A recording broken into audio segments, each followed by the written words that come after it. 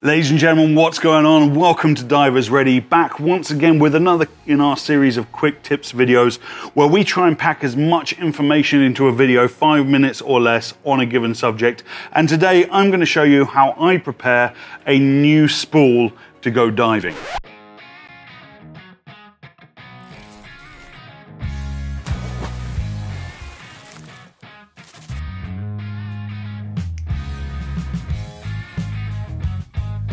Ladies and gentlemen, what's going on? My name's James, welcome. It's so great to see all of your smiling faces. If you haven't done so already, make your next dive on our subscribe button, click that little bell icon, and that way you'll never miss any of our videos. I make videos with one simple goal in mind, and that's to help make you a better scuba diver.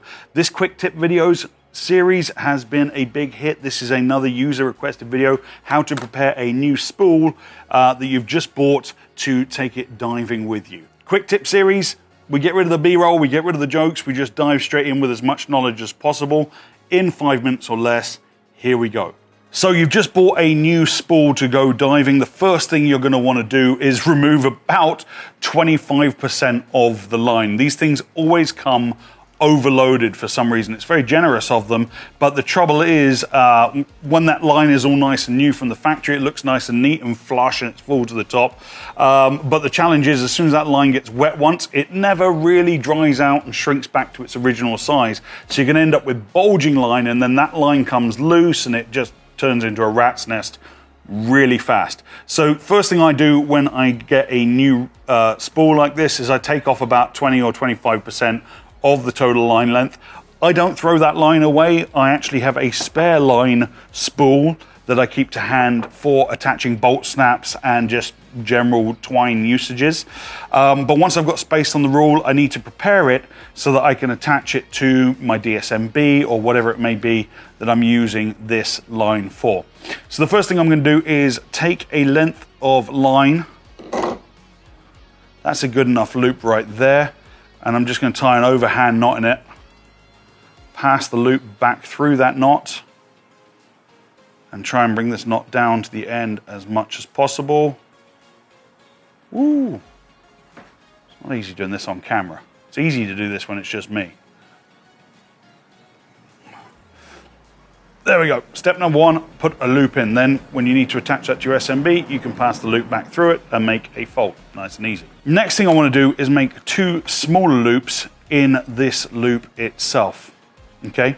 First one I want halfway down on one of the side loops. So if I take my knot and my loop like that and I put my hand in the middle, I'm going to say about there. We'll do it. Doesn't have to be exact. Just going to take a little pinch like that. Put another overhand knot in it. Just a little one.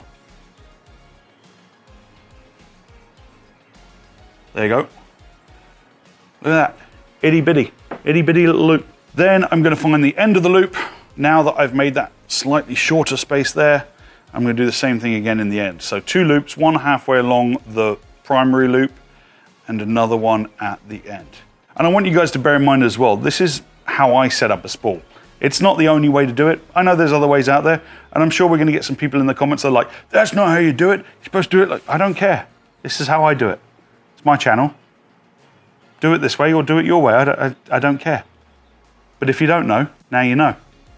Okay, so I've got the main loop and I've got two little loops. Why did I do that? Well, it's so that when I run this bad boy through here, if I am smart and I get that little loop on the outside, then when that's clipped off to me and I need to pull this line through, I have something, if I have thick gloves, to be able to pull on, like that. See? So that little loop there that's halfway down the main loop is just a handle. So as I wrap that up, I want to make sure that it's sticking up nice and easy like that. Then what I'm going to do is take the end loop and feed it through one of the holes in the spool. That's what that hole is there for. Okay? Then go back through to the inside of the next hole. So now what happens is if I put a bolt snap on that, my friend the double ender here, if for some reason that comes undone, then that is not going to unravel on me. So if I need to get that line out, I can detach from there, use this little loop here, pull it through, and I'm away. So with that being said, we're going to put a few extra security measures in to make sure that we don't unravel or lose our spool. So I'm just going to feed that back through there and back through there. What I'm going to do is take my bolt snap and I'm going to wrap this one time behind the locking mechanism on the bolt snap itself. Then I'm just going to pull the bolt snap back, clip it off, and hey presto, one secured bolt snap to a reel.